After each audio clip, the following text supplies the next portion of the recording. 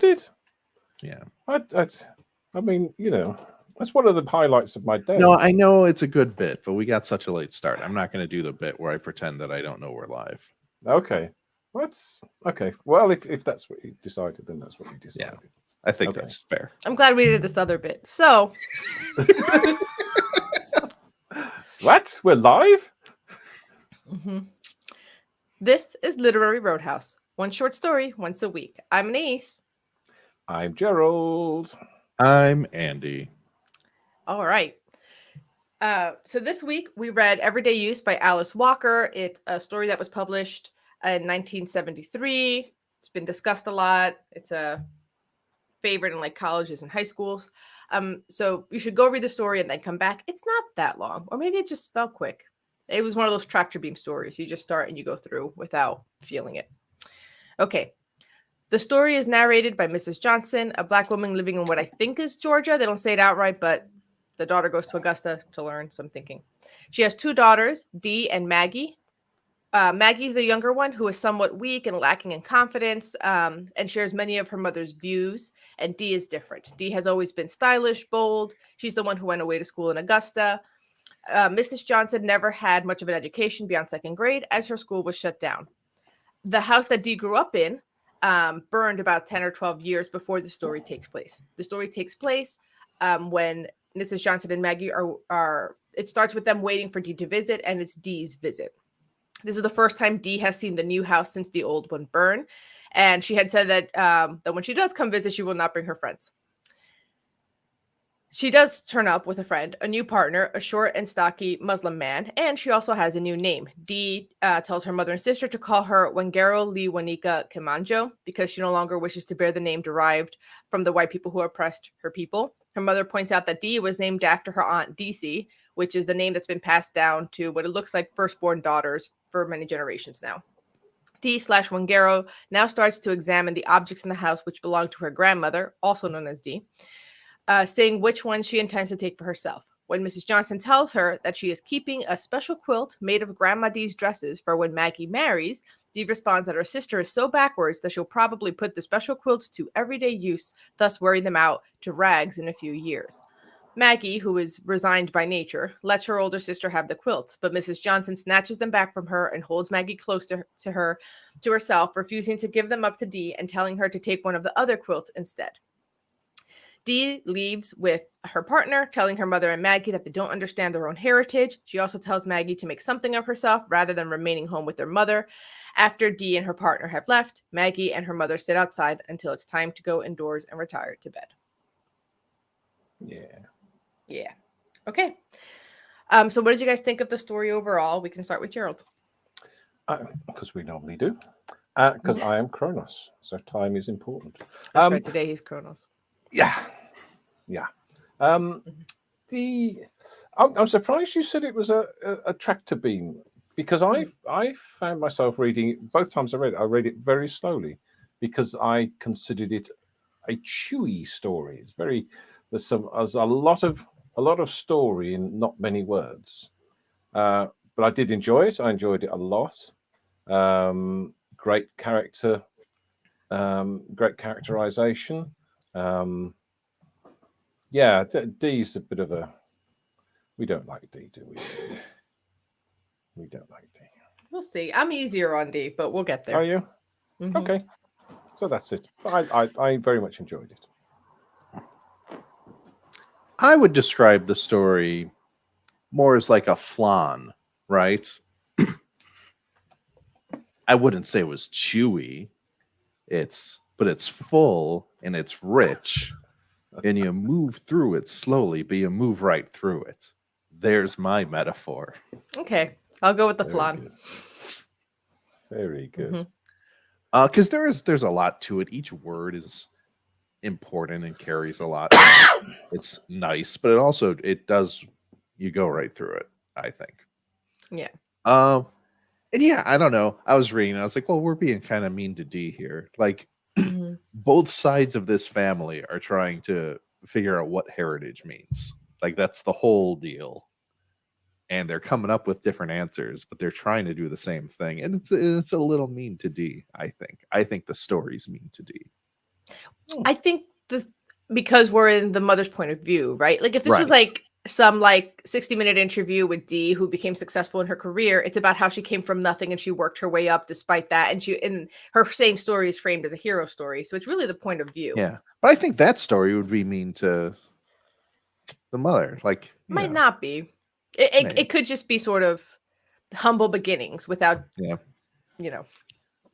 But she was very arrogant the way she came in and started taking stuff and wanting to take stuff. I think that was very Well, rude. it's just in this hovel that's going to burn down, Gerald. She wants to. No, because they don't Connect. make them with shingles anymore. One thing I did think that made Dee the least sympathetic point to me was when Dee started taking these Polaroid pictures. There was this kind of anthropology aspect to her own family. That to me was the kind of the grossest part, where she's taking these Polaroids, making sure she get the cow in there. Like there was this feeling of No, like it's a little gross. It's a little gross. Yeah. The othering with the Polaroid pictures was the part where I was like, Dee, come on. But in terms of wanting to take things that are part of your heritage, I mean, we do that especially with like older generation stuff. Like, oh, grandma's this, grandma's that. Like, you kind of want to make sure you have some of that. They don't say that the grandma had like died or anything, but like, or is dead. We don't know if the grandma's alive or dead. But like this idea of you want But we some kind piece of of know that. she's dead. Yeah, it doesn't really matter, really. Like wanting a piece of that heritage in your house seems normal. And also the mom was just kind of like not arguing against the idea of taking anything at all. So maybe she already knew that in advance. Like that part of it, wanting to have some stuff that you take with you, didn't bother me as much as the Polaroids. And also then saying that her sister is backwards. That's a problem. Don't call your sister backwards.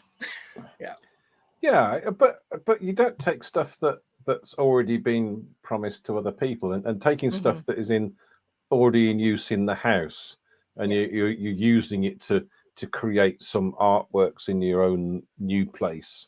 So it's not like, here's a bit of my heritage, isn't it good? It's this is from my heritage, but I've done something new with it, and it's rather it seems to be the purpose behind it seems to enrich her own life rather than acknowledge her heritage and be proud of that. Yeah, there's like a othering going on here. We're like, I can understand. There's a way to want to take grandma's quilt respectfully and hang it up so it lasts a long time and becomes an heirloom and doesn't get. And there's a way where you want to take that quilt and hang it up like it's a thing you bought on safari somewhere, right? Like there's two ways. And Dee's like other behavior here with the Polaroid and calling her sister backwards doesn't want to make you give her the benefit of the doubt. Nope.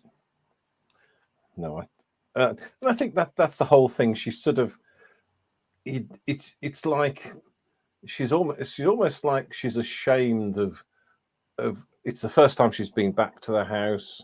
She doesn't stay that long, and it seems like it's a smash and grab raid. It's you're going back to the house to collect some stuff and to go again. There's no sort of, I don't know. There's no empathy or the relationship between them seems very distant, very disconnected. So I don't. Yeah, she doesn't ask how it's going. She doesn't care about their lives. Yeah. No, there's no interest there. No. If anything, I think she likes the fact that the mom and sister exist in this basically what we can describe as a hovel, because it gives her credibility in her new identity. Like she can have this new name and have this history without really being a part of it. But also, and I'm going to say this kind of like a jerk, but also it's true. She doesn't need to ask how it's going. She can see. But specifically, the mom and sister are doing the same thing. Like that's what they're doing, right? They're doing that on purpose. So, yeah, there they are. They're doing the thing that their family does and has for generations. Yeah, but still, you should ask. Or like the mom says, this is for when Maggie gets married. Do you have any follow-up questions about this? Who's she getting married to? No follow-up question, like, because she doesn't care. Yeah.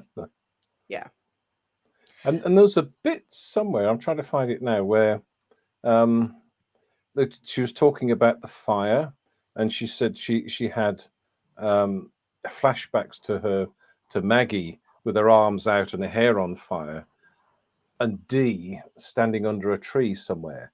It's like, so I don't know whether there was something whether D started the fire or D was just not involved or interested in helping the family. There's something I meant to try and find it. It's I didn't get the sense that she started the fire, though she did hate the old house, but I don't know if she started it. I just got the sense that she was really indifferent.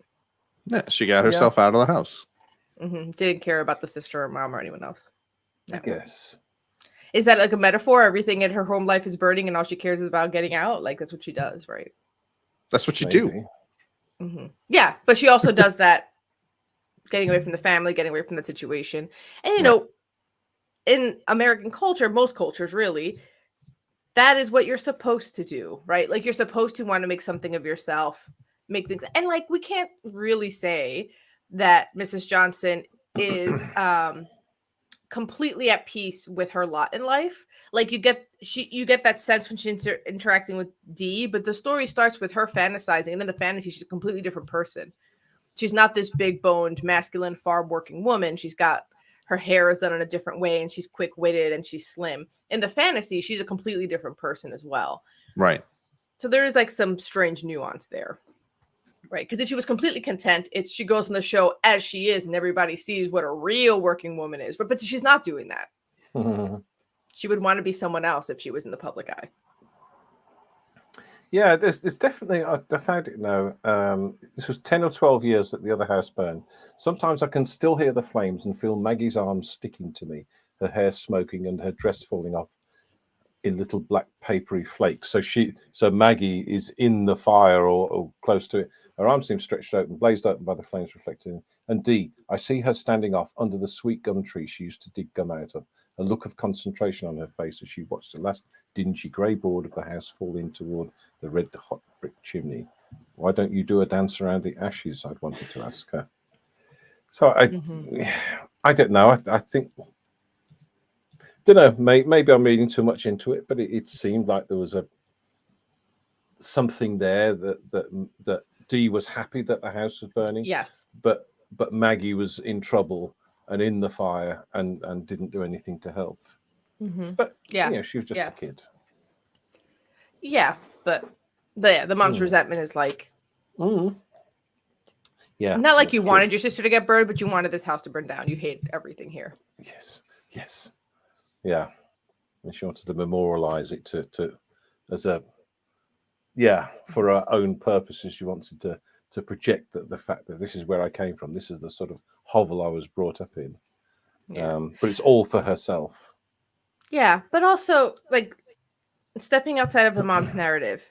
Say you have a friend who grew up in really humble beginnings, and one of their greatest resentments, even as an adult, is that their parents never had any ambitions, never really passed down the strive towards any ambitions or education. And they just sort of resent their family for basically never really trying to make something, improve their lives. And then they feel like they're nothing like the rest of their family. And we wouldn't say to them, like, you must care about these people. Like, maybe you could act with more grace about it, but for the most part, we'd be sympathetic a little bit to the fact that that person is so kind of angry that they felt like they had to do it all alone, and they really didn't. She didn't have support so much as just permission. Like, yeah, you can go to Augusta, but like the church put money together to send Dee to school. So if Dee has some resentments about the way that she was brought up in that aspect, that would also seem fair. Don't come and take stuff. Like, don't be the worst. But, you know, if there's any resentments, those are fair. I suppose there is actually, the mother and the church raised money to send her to Augusta. So maybe she holds some resentment for being sent away from the family, basically, and so maybe that's. I think also just resentment of like the family not ever wanting to advance themselves. Like, I think there's like ambitious people don't understand that, and they kind of see like that lack of ambition is like some kind of moral failing. Like, you're supposed to not want to live in a hovel at the very least, right? Like, you should want shingles or like a floor. Like, it's not even clear if this is like a floor. Like, if this house has a floor, it could just be straight to dirt. So, you know, in that regard, like if someone were telling you that story from Dee's perspective, you'd be sympathetic to it. So like, I think a lot of this is about the perspective, and where Dee takes a misstep is where she treats her family like she's on safari, basically. Like that's the biggest issue. But you know, it's complicated by whatever resentments she has. Yeah. And I think there's something about Maggie standing and making a noise as she rubbed her feet together. It's like, you know, maybe they were covered in dust to make that noise. Oh, yes. Maggie by now standing in the door. I could almost hear the sound her feet made as they scraped over each other. So maybe, yeah. Or shuffling feet. Yeah, I don't know. Yeah, maybe. Yeah. I also thought it was when she goes for like the cool like family, like the uncle carved the handle for like the butter thing. I'm like, why are you taking that? Like, come on. Yes. It's like the one like nice thing in this hovel. Like, why are you taking it? Yeah. I think. Yeah, I think if you know if Grandma has stuff in her house and Grandma dies, then at that point you know divide up the stuff. You talk about what each people. But when it's already existing within a family, and then you want to take it away, I just think that's mean. I don't like her. It also depends on the family, right? Like in some families where it's like, hey, you've had this stuff, like you have all these grandma's things. I don't have anything. Was there anything you'd be willing to part with? Like there's certain families where like that's fine, but yeah, she has no relationship with her mom and sister. Yeah, there is that. I mean, if she'd come in and said, "Look, I'd really love to have a you know a memento of family life with Grandma and that sort of thing," you could discuss it. But to take the quilts and then take them and say, "No, I'm having them," that's not good. I don't like her, and nothing you say will make me change my mind. So there. Yeah. Andy's been quiet. Well, just like, sure, it sounds like a mean thing to swoop in and take the poor people's quilts, but it's just going to get ruined. They don't know how to appreciate it properly. Oh my goodness. That's an What if it interesting burns take. down again? What if they just use it? Yes. God forbid they use their things. Right. They're just going to use them. Listen, one of the most satisfying things, you ever have like the special pen or the special soap, like everyday objects, but you get an extra nice one, so you never want to use it because you don't want to waste it. And then I saw this thing once that was like, use the special thing. That's the point, and it'll make you happier when you do. And when I started doing that, man, use the special pen, use the fancy soap that for some reason has like flower buds in it. I don't know. Do it. It's great. Now I exclusively have fancy little hand soap things, and I love them. So yeah, That's use Grandma's quilt. Yeah, it's great. It's such a because also the fancy soap and the fancy But eventually pen. it'll be gone. Yeah, that's fine. but then you have to buy. Annalise is buying more of it, more stuff. Yeah, because I like it. So then I go to some other little farmer's market where somebody else is making goat milk in their house, and then they have, I don't know, crushed up walnuts now as an exfoliant on one side of the soap, and I'm like, that's so cute. And then I buy that one, and it's great, and then I use it. Wow. Being a woman is really hard, isn't it? It's great. Use the quilt. Yeah. Well, here's the other thing. No one's going to care about that quilt in like 1 or 2 generations. Like very rarely, like I feel like as you get further and further, like Grandma Dee, as you get further and further away from people who either met Grandma Dee or heard stories from people who had known Grandma Dee firsthand, eventually it's just going to go sit in an attic somewhere. Somebody who feels guilty enough that they can't throw away the family heirloom, but they don't really want to hang it up anywhere and they don't want to use it. So it's just going to sit in a box in an attic or a basement until fire or flood ravages it. So use it, enjoy it. That's where they all end up in the end. And there is the thing over here. People used to keep a room in the house for best, and no one in the family could use it, and it's only for when guests come or family or something, or the vicar or the priest or whatever, and you have this complete room that's shut off and never used. So that's a bit stupid. So yeah, or when the vicar sleeps over. Visits. Oh, Not sleep visits. sofa. Visitors.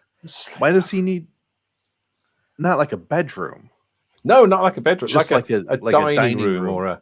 or a A sitting room, a parlor. I see a sitting- parlor, a special Oh, guest good parlor. grief. I Yes. was like, man, what's the deal with Vickers? They And just here's get the free thing. lodging in the best Right. room in any house they show up at. Wow. Yeah. I You spent got all the this wrong time profession. either earning the money to have that or to have a whole separate room you never touch or to take care of all this stuff and you never get to enjoy it. Yeah, It's for the that's vicar. true. Yeah, and the vicar would get the best china. You see, tea in the best china. It was put away in a cupboard. I Special believe in best occasions. china for particular events, also for yourself, because it makes that event more special. So if you have like your special holiday set, still for yourself plus guests, but then it makes that But you holiday use it on the elevated. holiday. You don't just keep it Yeah. in the cabinet. It's not Yes. for display only. No, Uh, you use it on the holiday. Now the holiday is special. But then when you drop it and it smashes, Yeah, What are you buy a gonna new do? set. You feel awful Buy about news- it and you move on. You live to tell wow, a tale. this is No, you're radical. like This is real big on the whole Yeah. ephemerality of being. I don't know if I can get on with that. I just want to keep everything the same forever Yeah. yes. and put it into a Yes. box so nothing hurts it. I want to open the box, use everything in the box, and then get a new box. No, keep everything the same forever Okay, well. to resist the Forever. ravages of time and entropy. Yeah. You know what's funny? I was just thinking, you've been in the same house for a while, and how many places have I lived in that time? Like, How many countries have Yeah. you lived in that time? yeah, What? Two. two, but still, Okay, Yeah. more than me. yeah, Twice But as like much. 5 places, 6 places in Costa Rica that I lived in, and since I've been back from Costa Rica, yeah, Yeah, I've lived it in was quite like a few places. 3 or 4 more. Mm-hmm. This, yeah, someone I know, but writes stories about Canada. He's British, but he has Canadian relatives. But he wrote about this great filmmaker who used to make films and died. So his daughter collected old films, big reels of film, and put it in a storage place, and just kept collecting examples of the films he directed. And then somebody came in to look at them, and it all went to dust. So there you go, Andy. That's what happens when you put stuff away and don't use them. Well, you got to store it properly. Yeah. Environmental Well, there is that, controls. yeah. But then you forget it exists. Well, don't do Yeah. that. Yeah. I don't. These I are just don't have- examples of improper storage. That doesn't invalidate. So are you going to have everything like a museum so that you don't forget it? It's there at all times you walk through it. Yeah, and climate controlled, in little climate controlled boxes. See, but even Ooh, filled with, like, but a now you're neutral enjoying gas. it. But now you're actually enjoying it. Now you're setting something up for yourself to enjoy. So you But can- you're not using it. You're depending displaying on what it is. Yeah. You should use the special spoon. Yes. We're not even discussing the story anymore. We're just talking like, should you or should you not use the things that I you had a own? real special pen that I used and it was out of ink, and now I don't know where it is anymore because what do you do with a pen that's out of ink? And I feel get more bad ink. about that like every day of my life. You just Google. Google I tells should you where have the just- ink is. Kept it Yeah. and never used it Yeah. in a special case. There you go, Anise. You see, it's just that's what happens when you use stuff. You get used up and thrown away, cast aside. Yep. It's real bad. I feel sorry for Andy now. Mhm. I'm quite down about that. Quite depressed. I'm going to think about that every day now. Special pen right here. Andy's It's special hand pen. carved wooden pen. You're joking. have a- What? No. I have a special God. pen that comes in its own little purse. I've had this since I was like 10. Like, yeah. Yeah. That Mhm. you've just got And- from your shelf, so it's clearly Yeah, not this one I being don't use used. because it's like so old. It's like some silver and it's actually uncomfortable. It's really pretty, but it's uncomfortable. And he's to got hold. that look about him. Got, Mm, But I seems don't like like using it. okay. So you're just keeping then- it special, are you? Right. Yeah. So that Yeah. I used my pen, it was destroyed, and I'm sad. You didn't use Why your was it pen. destroyed? It's now I you don't get still the have destroyed there. part. Because it doesn't exist anymore. Ergo, Doesn't it was exist destroyed. anymore. Yeah. Also, it's a ballpoint. Gel's way better. Come at me, pen people. At me. I'm ready for the fight. Wow. Mhm. There Okay. you go. So we should probably rate Let's this. go back to the story. puppy. Yeah. Yeah. So I feel we we've can really talk discussed some more it. about it. Go on. Actually, I would like to talk about the writing. We started talking about it at the beginning. Every Mm. single sentence does something. That is my favorite kind of writing. Yeah. Every Yeah. sentence has a point, advances something, communicates something. Nothing felt unnecessary. Yeah. It was just That's the part. Yes. Nothing felt unnecessary. Also, it was rich, but it wasn't dense. Some of these things are so dense, right? Mhm. That Yeah. they're like, I can't even access it. It's trying so hard to do all of these things. It wasn't doing that. It was smooth, like a flan. Look, Yeah. It was. Is that like a Smooth is a good flan? word. You a just kind flan. of glide right Mhm. through. Just yeah. Is a every flan the sentence. same as a flan? Yeah, Okay. How do you guys say tiramisu? tiramisu. Tiramisu. All right, whatever. The accent's on the su. Tiramisu. Ugh, I'm done with Obviously, you guys. tiramisu. You don't say tiramisu. Tiramisu. Nobody says that. Yeah, Good. I don't think I anyone's say ever that, and said apparently that. so do my mom and my brother, but we've been getting Uh-oh. roasted for a few weeks about it now. Yeah, yes, Well. you should be. That's People wrong. should be careful roasting me because my berry tiramisu that I made killed. People loved it. So if you want to try it again, start calling it a tiramisu. Can we just point at it and say, "Can I have some of that, please?" I just want some like I'd Italian be like, oh, coffee what? sponge This cake. fork? Oh, you mean this random pecan? What would you like? And I'll just grab Pecan. anything else until you say tiramisu. That's a trick I learned from my dad. Yeah. He's very obnoxious. You'll pick up Wow. anything but the thing you want. Wow. Okay. Mhm. That's a good trick. Yes. Mhm. Good trick. This. I do that when people are trying to think of the name of an actor. You say all the other actors' names. Right. Everyone else in that movie, and then I'll go off on a tangent about what other movie they were in and who else was in that movie. Mhm. You people are evil. That's not very nice. My That's not boyfriend very said straight face. He really thought this is how you say it. Ben Affleck.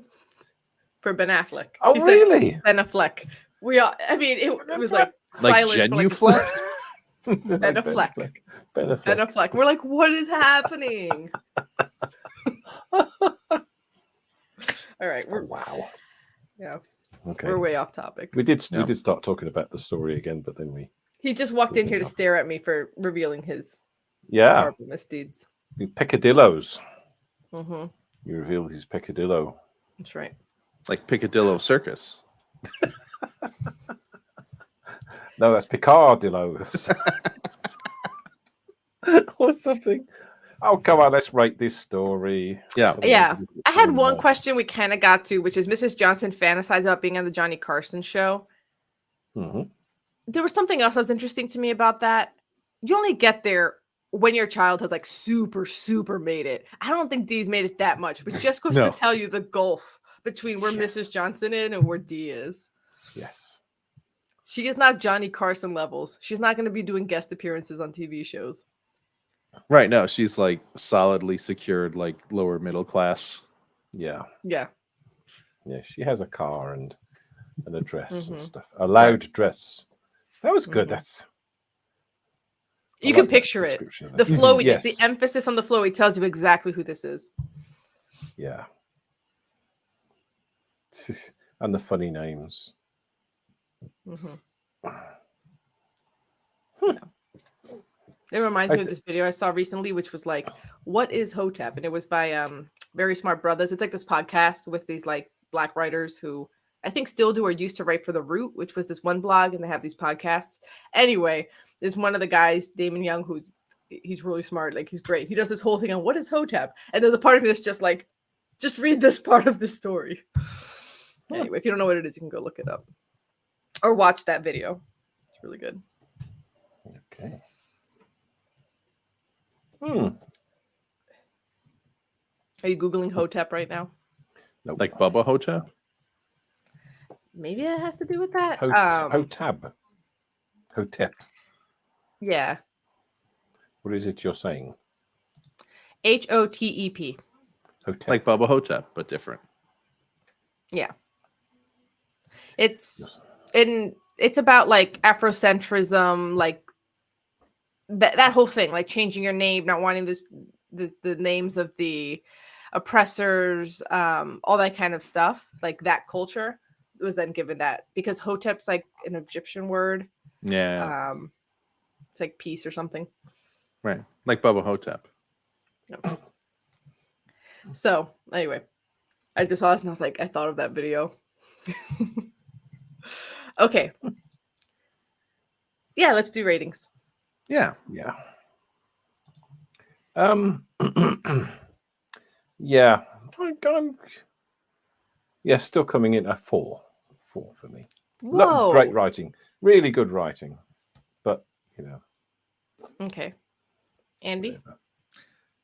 I also think 4, but then you said whoa, so now I'm like, oh, is that the wrong answer? Everyone no- rates however they like. no Whatever. wrong You're answer. allowed to give wrong answers. No, I like They don't giving it a exist, lot. That's but why they're I'm giving wrong. it a 4 because of how much Alright. I enjoyed it. Yeah. Okay. That's I was good. coming in at a 5, but then you guys also liking it so much and describing it as flan made me think it's a 5.5. I really liked it. I thought it was really good. I really like stories where every single sentence is perfect. Yeah.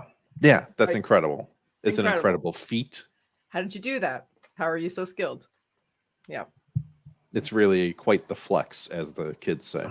it is. Incredible command of the craft. Incredible. All right. Rating update. Bzz, bzz, bzz, bzz, bzz, Mhm. rating update. I'm coming in a 5 now. That's a See? big change. Yeah. I Good. just read the sentence there. Yellows and oranges enough to throw back the light of the sun. Mm-hmm. And the fact that I don't like a character shouldn't affect the rating. Because- That's effective writing. Yeah, it's effective When writing writing is bad, you just don't care. Yeah. Yeah. Yeah. Yeah. I'm not going to 5. change my score, but I agree with No. everything you've said. Okay. All right. There you go. Gerald, what are we reading next week? Oh, crikey. We are reading. I got this. Let me open ready. Next week, it's a quite an old story. The Lady or the Tiger by Frank Stockton. Okay. But before you go, tell us how you feel about Dee in our Facebook discussion group, the Literary Roadhouse Readers. Who needs a fancy education in Augusta when there's podcasts? Spread the podcast education by leaving a review of Literary Roadhouse wherever you get your podcast, or consider supporting us financially on patreon.com/Literary Roadhouse. Every bit helps. And as always, share this podcast with a meek sister in your life. Until next time, read a good story.